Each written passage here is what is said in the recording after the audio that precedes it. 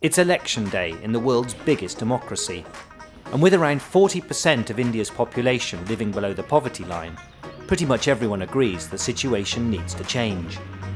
In recent years, low taxation has attracted thousands of Western companies and helped India's economy develop. But low taxation also means there's little to spend on housing, health and education. And some say the government's not really interested anyway. Most attention is well-to-do families because they are getting money from the peoples. Here people will not come forward to give enough money to the government. So their concentration is not for the slums. Wherever this community and wherever these NGOs is interact with the government, then these people will come and they will give these facilities. This is a meeting of the women's group in Lingarajapuram, a suburb in Bangalore. With few funds coming from the government, most of the impetus for change comes from grassroots community groups like this. And by working together with local non-governmental organisations, or NGOs, community groups are helping India's urban poor improve their water supply, housing, health and education.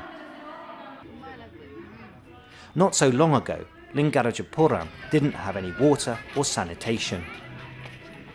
People used to go to toilet in the streets or on wasteland nearby, creating a massive health hazard. But with funding from an American charity, local NGO Maitri have constructed 2 community toilet blocks. There's even a special children's wing for 3 to 6-year-olds. To cover maintenance and cleaning, adults have to pay 1 rupee each time they use it.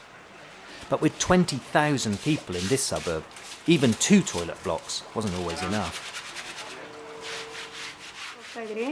ಅಂದರೆ ಅಲ್ಲಿ clean ಇರಲಿಲ್ಲ, ಮತ್ತು ತುಂಬ rush ಇರ್ತಾಯಿತ್ತು, weight ಮಾಡಬೇಕಾಗಿತ್ತು ತುಂಬ ಹೊತ್ತು.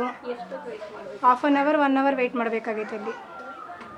ಈಗ ಮನೆಯಲ್ಲಿ ಇರೋದ್ರಿಂದ ನಮಗೆ ಒಂದು ಧೈರ್ಯ, ಮನೆಯಲ್ಲಿ ನೈಟಲ್ಲಾದರೂ ನಾವು ಧೈರ್ಯದಿಂದ ಮನೇಲಿ ಹೋಗ್ಬೋದು, ಯಾವ ಭಯ ಇರೋದಿಲ್ಲ.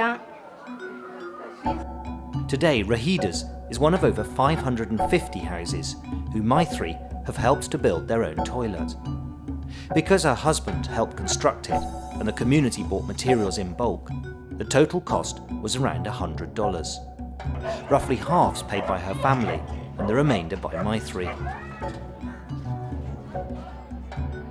Today, the only time Rahida has to queue for the toilet is when one of the children gets there first. It also means she's able to earn more money as a seamstress working from home, raising her family's quality of life still further. And in this suburb, it's not just the sanitation that's improved. Not so long ago, everyone had to walk 1 kilometre every time they needed water. But with help from Maitri, people here persuaded the government to install public standpipes. Although the taps were much closer, as with the toilet blocks, the sheer numbers of people using them meant there were often long queues and even fights. And working with local community groups, Maitri discovered that some households were keen to improve supplies further still. While we talking with this situation in the group, they felt instead of getting the water in the public standpost, they want individual water connection. Then we went to this department and we negotiated with them. So that time, even in the government, they initiated for the 800 rupees per connection for the poorest of the poor. Government department, they made a package program. So we have utilized that package program, and through this water partners, we are able to connect individual water connections. So far, around 250 houses have taken up the offer of having their own connection.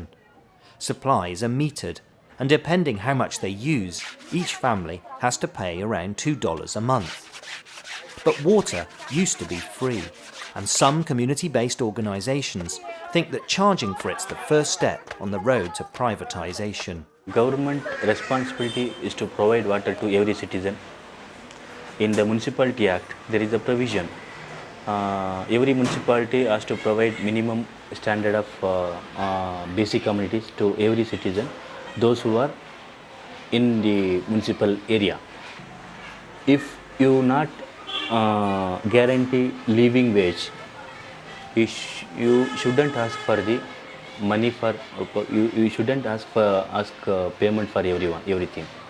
water, health, everything. But improving health in Bangalore's slums is also about education. The Lingarajapuram Women's Group are holding a street meeting about the importance of boiling drinking water. As a lot of adults can't read or write, it's one of the best ways of getting important messages across. Every few months, members from the group attend training sessions and then take the messages out to the community.